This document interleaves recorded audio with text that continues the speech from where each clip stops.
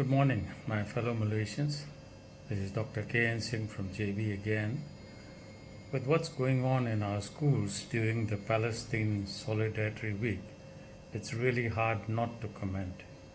Has our Minister for Education gone crazy to allow teachers to come out with guns and warlike attire and ask our kids to support Palestine? Do they even know the difference between terrorist Hamas and the people of Palestine? Hamas deliberately sacrificed the poor Palestine people and attacked Israel, knowing full well that Israel will have to retaliate.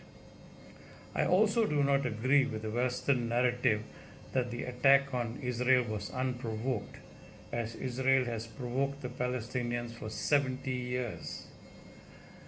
Hamas has taken it upon themselves to attack Israel and has taken innocent Israelis as hostage and killed more than 1,000.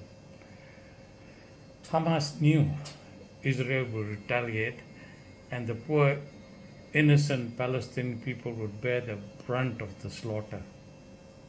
Till now, 4,000 innocent Palestinians have died in Israeli bombardments. There is no way Israel can target only Hamas, and they are prepared to kill innocent Palestinians too. Now, this has put the Israelis exactly where the Hamas want them. They brought the Israelis down to a level of terrorism, and Israelis are also now can be classified as terrorists. We have a Palestine Solidarity Week, but this could have been a morning assembly lecture telling the students that it's wrong to kill innocent people on both sides.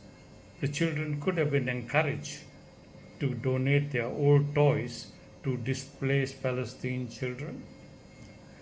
Dato Anwar is also playing into the hands of the ultra-Muslims, and instead of saying it is wrong to start a war and retaliate in a war that both innocent Palestinians and Israelis are victims, Dato Anwar has lost his emotions and desire to woo the ultra-Malays to him, which has left him vulnerable, and many of his non-Malay supporters are horrified.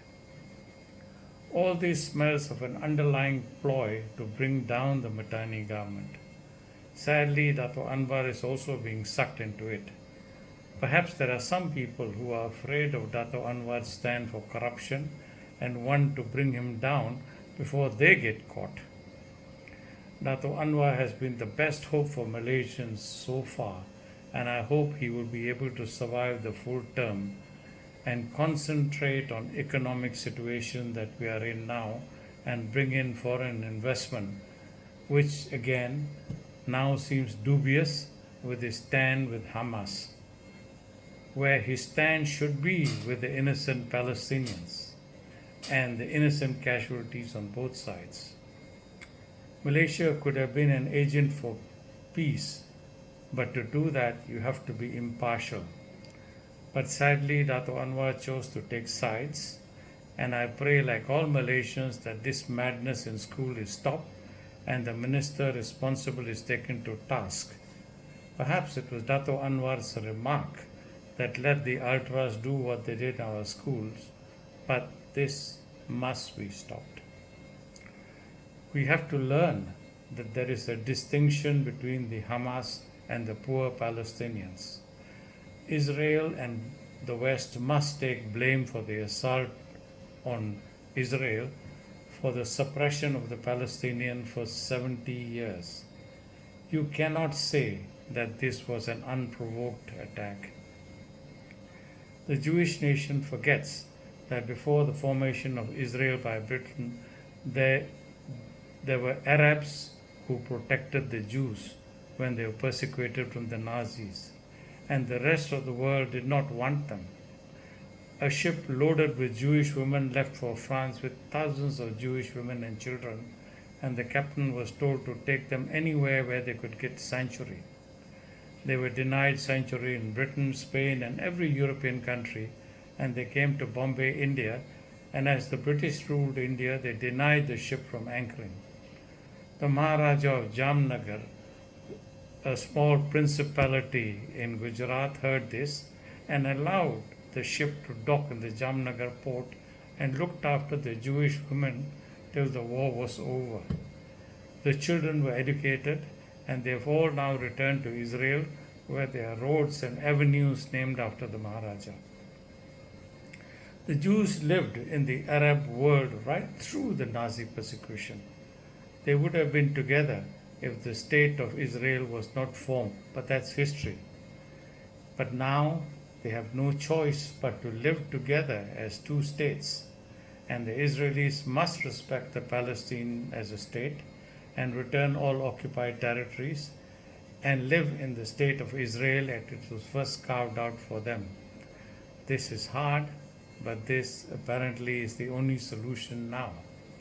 The whole Arab world is angry, and the US arms lobby is itching for the next conflict so they can sell more arms. Somehow, Malaysia is blessed, and God always finds a way to protect this blessed country, as now the Sultan Ibrahim of Johor has been selected as the next Agong, and we Johorians know he's a fair man and will not stand nonsense from anyone, not even the Prime Minister, if the Malaysians are at risk.